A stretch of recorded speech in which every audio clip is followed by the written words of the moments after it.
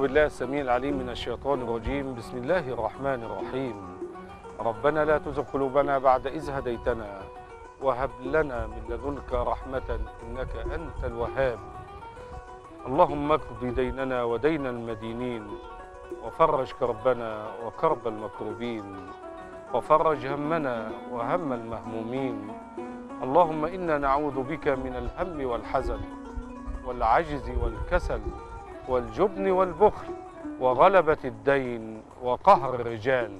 وبعد، أيها الأحبة في الله، إني أحبكم في الله استمرارا للسيرة العطرة للإمام علي بن أبي طالب كرم الله وجهه ورضي الله عنه وأرضاه، والد السبطين الحسن والحسين، سيدة شباب أهل الجنة، وزوج الكاملة الفاضلة فاطمة الزهراء سيدة نساء العالمين. نواصل هذا اللقاء حول البيعة، بيعة الإمام علي أو انتخابه خليفة للمسلمين وأميرا للمؤمنين، مع الدروس المستفادة من هذه البيعة والرد على الشبهات التي أثيرت حول هذه البيعة من خلال هذا البرنامج وهذه الحلقة من المؤمنين رجال.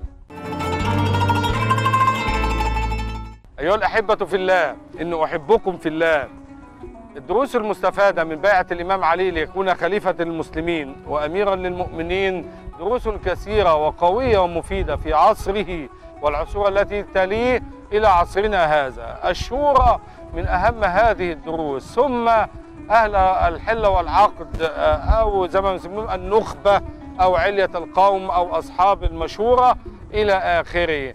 حتى إن الإمام علي بن أبي طالب كان من ضمن المعترضين عليه على أسلوب البيعة هو الحسن بن علي بن أبي طالب، وأبدى هذا الاعتراض لأبيه. من هنا نستفيد ونتعلم إبداء الرأي واحترام الرأي الآخر، يعني احترام الرأي والرأي الآخر.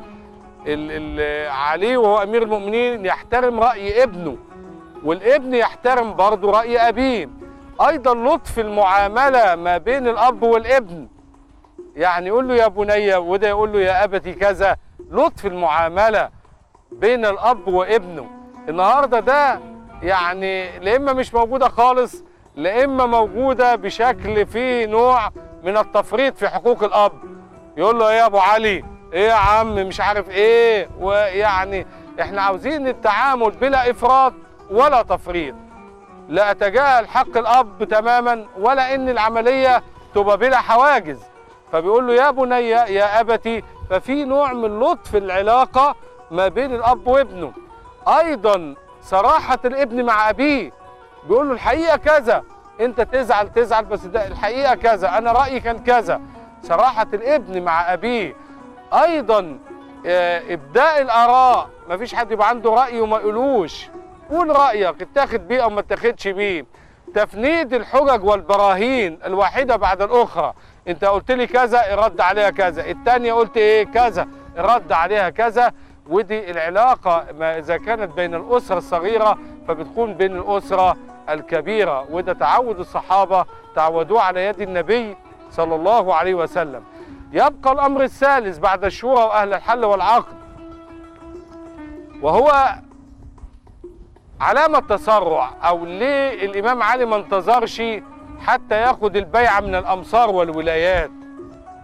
يعني احنا قلنا عشان هو يمشي نفس النظام اللي كان موجود أيام أبو بكر وعمر وعثمان، ماشي. طب ليه هو ما بدأش حاجة جديدة يستنى بيعة العوام أو الولايات التانية بالمرة؟ هنا الإمام علي نظر بعين الخبير، فوجد إن أهل الفتن المتمردين يتولون الأمر تماما. حصار لبيت سيدنا عثمان، حصار للمدينة المنورة، حصار للمسجد النبوي اللي بيصلي بالناس هو الغافقي إلى آخره. فأراد أن يكسب خطوة إلى الأمام، ينتزع السلطة من يد هؤلاء. ولو انتظر عدة أيام حتى يتم عملية الانتخاب أو البيعة من مصر واليمن والعراق والبصرة والكوفة والبحرين وبلاد فارس إلى إيران، يبقى معنى كده ان كان في خضم هذا الامر كان هيفاجأ الجميع أن المتمردين سوف يرشحوا واحدا منهم ليكون خليفة بعد سيدنا عثمان ابن عفان. من أجل ذلك كانت السرعة في درء المفسدة مقدم على جلب المنفعة. وهنا كانت الشبهات كثيرة دارت حول البيعة للإمام علي كرم الله وجهه ورضي الله عنه وأرضاه، وتزعم هذه الشبهات عدة مؤلفات وكتب وعدة مفكرين وأدباء في وقتنا أو في عصرنا الحاضر أو في الوقت المعاصر لنا. من ضمنها بعض المؤلفات التي تكلمت عن هذه الفترة، فقالت إن كان من الطامعين في الخلافة الزبير بن العوام وطلحة بن عبيد الله، وأراد أن يستبعد علي بن أبي طالب في عصر سيدنا عثمان عن كل الأمور تماما كما استبعدوه من قبل في عصر سيدنا أبو بكر وعمر، فأرادوا أن يستبعدوه في عصر سيدنا عثمان هو أو أي واحد من بني هاشم. فعمل الزبير وطلحة للمنافسة على الحكم أو الوصول إلى الخلافة من بعد عثمان ألا يتولاها هاشمي، مش علي بس كمان، لا علي ولا حد من قرايبه خالص ولا من بني هاشم. وشكل الزبير بن العوام وطلحة بن عبيد الله نوعا من التحالف بينهما وبين أم المؤمنين السيدة عائشة رضي الله عنها وأرضاها، فمثلوا الثلاثة مثلث لاستبعاد سيدنا علي بن أبي طالب من الخلافة بعد سيدنا عثمان ابن عفان. وكان لدور السيدة عائشة دور كبير. الكلام ده كله كلام بعض المؤلفين في العصر المعاصر اللي احنا عايشينه، في عدة مؤلفات وكتب موجودة بين ايد الناس كلها وموجودة في المكتبات. بيقولوا ان الثلاثة شكلوا مثلث هدد مستقبل الامام علي في الخلافة. من كل ده وسيدنا عثمان عايش، يعني في عصر سيدنا عثمان ال 12 سنة اللي حكمهم كان الصراع على من يتولى الخلافة بعده، الزبير وطلحة والسيدة عائشة من جانب وعلي بن أبي طالب من جانب تاني. ده عاوز يوصل والثلاثة بيتحالفوا مع بعض مين اللي يوصل. فكانوا بيأيدوا في البداية السيدة عائشة وما لها من ثقل كبير كأم المؤمنين رضي الله عنها وأرضاها أن تؤيد وصول الزبير بن العوام إلى الخلافة وإلى الحكم. باعتبار ليه الزبير بن العوام أحد 10 المبشرين بالجنة، ماشي، حواري النبي، ماشي كويس، لكن قالوا إن اختيارها له عشان هو زوج السيدة أسماء بنت أبي بكر الصديق ذات النطاقين اللي هي أختها، فالزبير بن العوام يعتبر زوج أخت السيدة عائشة. وإن لم يكن الزبير فطلحة. طب مش معنى طلحة؟ قالوا لأنه يرتبط بصلة قرابة بينه وبين السيدة عائشة، فطلحة بن عبيد الله من بني تميم. يعني الكلام ده اتقال في إحدى الكتب الموجودة، ولا أريد ذكر أسمائها. لكن في كتاب تاني كتب اسمه مشهور جدا لأحد المؤلفين المحترمين جدا في هذا المجال، وهو كتاب خلفاء الرسول. كتاب اسمه خلفاء الرسول لأحد المؤلفين الكبار العظماء الذين نكن لهم كل تقدير واحترام، لكن لكل عالم هفوة. هذا الأمر أيضا يتحدث ويخوض في أن علي بن أبي طالب كان من حقه أن يتولى الخلافة بعد وفاة ابن عمه، أي أنه يتولى الخلافة بعد وفاة النبي صلى الله عليه وسلم. يعني هنا كتاب خلفاء الرسول بيتكلم عن الوصية أو العهد للإمام علي بتولية الخلافة بعد وفاة النبي، وأنه أولى بالخلافة من أبي بكر وعمر وعثمان. هنشوف في كلام تاني في هذا الكتاب، أيوة في كلام تاني ورد على كل هؤلاء، ولكن بعد الفاصل.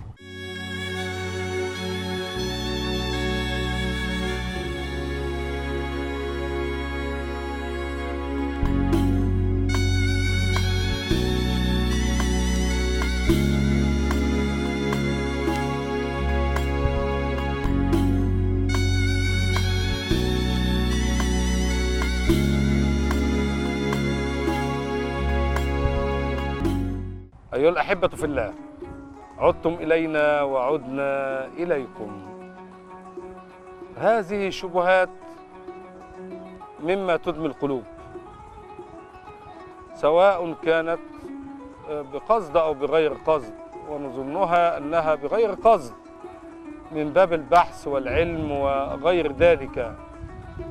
فنتحدث ونخوض في شأن هؤلاء الصحابة الأجلاء، مع أننا قلنا وكررنا عندما نتحدث في الفتن أو عن الصحابة الأجلاء لابد أن نكن لهم كل تقدير واحترام وتوقير وإجلال وتعظيم، وإعطائهم المكانة والمكان والقدر والمقدار الذي يليق بكل هؤلاء. هم طلبة المدرسة المحمدية الذين تربوا على يد النبي صلى الله عليه وسلم وصنعهم على عينه. هم هؤلاء الرجال اللي سيدنا النبي قاعد يبني فيهم 23 سنة. 23 سنة. ما نجيش بعد كده ناخد الحادثة أو المشهد ونقيس عليه زي ما بيحصل في عصورنا أو في أي عصر. لا، نحكم على الحدث في عصره، في وقته، في زمنه فقط. فكان هؤلاء بعيدين كل البعد عن المطامع الدنيوية، عن النزاعات. احنا قلنا أبو بكر قال له ابسط يدك يا عمر، يعني قدامكم عمر وابو عبيدة، يعني هو قال أبايع لكم الاثنين دول أحسن من بعض يمسكوا الخلافة. قال عمر يقول له ما كنت لأمر على أمة فيها أبو بكر، ما بقاش أمير أبدا على أمة فيها واحد زي أبو بكر. قال يعني شوف العلاقة، يعرض الأمر على عمر، عمر يرفض. لما أبو بكر مرض وعاوز اللي يمسك بعده يعرض الأمر على عمر، عمر يرفض، يقول له أبدا لن أتولاها بعدك، اختار أي واحد تاني. فأقسم عليه أبو بكر، ويعرض على بقية الصحابة يرفضوا كلهم. الستة أهل الشورى 3 يتنازلوا ل3، وعبد الرحمن يتنازل ل2 ابن عوف. فين الطمع؟ فين الناس هنا اللي بتتنازع الأمر؟ في عصر الإمام علي ما فيش واحد تقدم للخلافة إلا الإمام علي، ولم يتقدم. ده راحوا له بيته يكلفونه بالبيعة بالخلافة وطلباته مجابة، ويتحايل عليهم الإمام علي خذوني وزيرا فإني لكم خير من أن أكون أميرا، اختاروا أمير اللي يعجبكم وأنا موافق، بس خذوني مستشار، وزير، قاضي، لكن ابعدوني عن المنصب ده. كل هؤلاء الصحابة بالشكل ده. نيجي بعد ده نقول لا والله أصل كان في تحالف بين الزبير بن العوام وطلحة بن عبيد الله والسيدة عائشة أم المؤمنين، ال3 تحالفوا ضد مين؟ ضد علي، وفي حياة سيدنا عثمان مش بعده بس. يعني قالوا لا ده بني هاشم نستبعدهم تماما من السعي للحكم، لا بعد عثمان ولا بعد كما قال المؤلف كده، يزاد عنها بعد عثمان كما زيد عنها من قبل. يعني يبعد عنها بعد عصر عثمان كما استبعد من قبل. يعني امتى؟ يعني كما استبعد في عصر ابو بكر، كما استبعد في عصر عمر، يعني كنت انت عاوز علي يمسك بعد النبي؟ ليه؟ قال لك لان علي ابن عم النبي، والنبي عهد لعلي بوصية ان يكون هو من بعده. هنرجع بقى للوصية والكلام اللي بيقولوه الشيعة والروافد، ان النبي اوصى لعلي ان لكل نبي وصي ووصي علي، ان كل نبي كان بيوصي مين اللي يمسك الخلافة من بعده، ووصى النبي ان اللي يمسك الخلافة من بعده علي. طيب يا اخوانا بالعقل كده، بالعقل والمنطق كده، النبي ساب حديث، عهد، وصية، ورقة مكتوبة، كلام شفوي عليه شهود زي ما انتم بتقولوا ان اللي يمسك بعد علي. الكلام ده مش كلام صغير ولا كلام بسيط ولا كلام تافه هيترمي يتركن. لو ان هذه الوصية ظهرت عندما مات النبي، كان واحد زي ابو بكر يتجرأ يبقى خليفة؟ كان واحد زي عمر يمسك خليفة بعد ابو بكر؟ كان واحد زي عثمان يمسك خليفة ويستبعد الامام علي؟ ولا كان الامام علي مسك على طول؟ النبي قال يا اخوانا اهو، النبي قال علي يبقى الوصي من بعدي، الخليفة من بعدي. يبقى الكلام ده فيه ايه؟ مش محتاج حاجة، لكن فين الوصيه اللي بتقولوا عليها دي؟ فين العهد اللي بتقولوا عليه؟ فين الكلام بتاع النبي ده؟ طبعا كله كلام مكذوب على النبي صلى الله عليه وسلم وليس له سند من الصحة. كتاب خلفاء الرسول اللي بيتكلم على خلفاء النبي صلى الله عليه وسلم الخلفاء الراشدين بيتكلم عن ايه؟ بيقول ان علي بن ابي طالب اولى بالخلافة من ابي بكر وعمر وعثمان، ويقول بصريح العبارة كده يعني في عز الظهر بيقول ان ابا بكر وعمر اغتصبا الخلافة من علي. اغتصب، عشان كده بقول المؤلف جانبه الصواب. العبارة نفسها صعبة ان ابو بكر وعمر اغتصبا الخلافة من علي، انتهزوا فرصة ان علي مشغول بابن عمه اللي هو بوفاة النبي وقاعد جنب النبي وهو يعتبر أسرة النبي آل بيت النبوة، وأبو بكر عمر خده وراح سقيفة بني ساعدة واتفقوا الاثنين على إن أبو بكر يمسك خليفة وعمر يمسك خليفة بعديه. شوف خلي بالكم بقى الخيال، يعني الخيال وصل لإيه؟ فالعبارة الصعبة إنه اغتصب الخلافة من علي، وكان علي أولى بالخلافة بعد وفاة ابن عمه النبي صلى الله عليه وسلم، لأنه ابن عمه وزوج ابنته فاطمة الزهراء ووالد أحفاده السبطين الحسن والحسين رضي الله عنهم أجمعين سيدة شباب أهل الجنة. لكن هذا الكلام إيه دليلك عليه؟ إيه الدليل؟ يقول لك الدليل إن سيدة فاطمة الزهراء فضلت زعلانة من سيدنا أبو بكر لغاية ما ماتت، ولم تبايع أبو بكر إلى مماتها، وسيدنا علي لم يبايع أبو بكر إلا بعد وفاة السيدة فاطمة الزهراء. نقول له خلي بالك، المشكلة ما كانش مشكلة بيعة علي خالص ولا أي حاجة. السيدة فاطمة قالت كل واحد بيموت أبوه ولا أمه ويسيب بيت ولا أرض ولا فلوس بتتقسم على الورثة، وأبويا سايب أرض وسايب فلوس سايب حاجات، مفروض دي تتقسم علينا. يعني أنا بنته الوحيدة اللي على قيد الحياة، فأنا الوارثة الوحيدة بالإضافة للعباس عم النبي صلى الله عليه وسلم.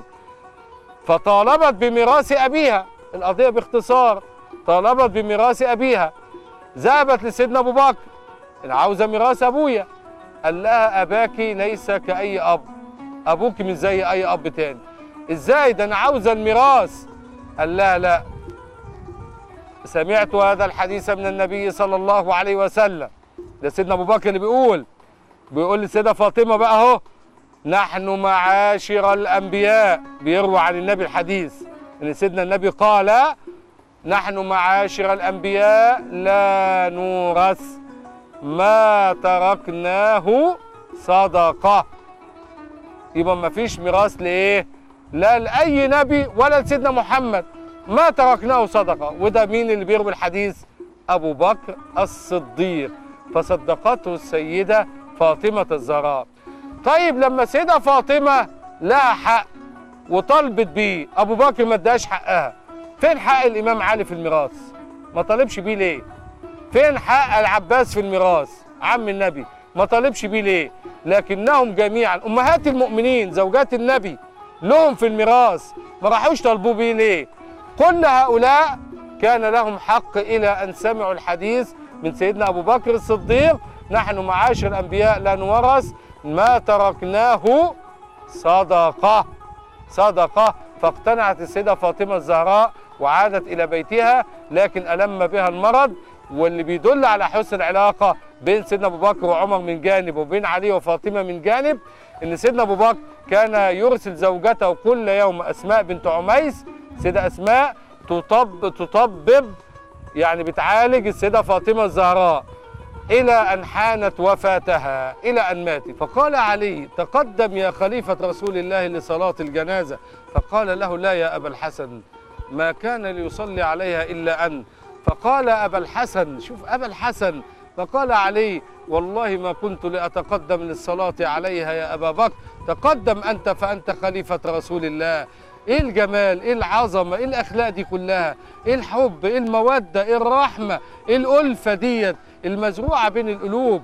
كان الواحد منهم يحب لأخيه ما يحب لنفسه ويكره لأخيه ما يكره لنفسه. أولئك الذين هدى الله فبهداه مقتدى.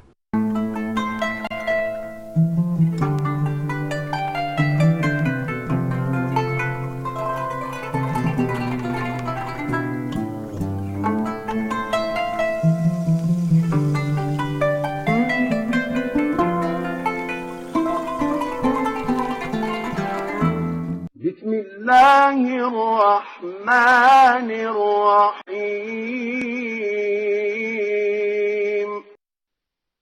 سيجزى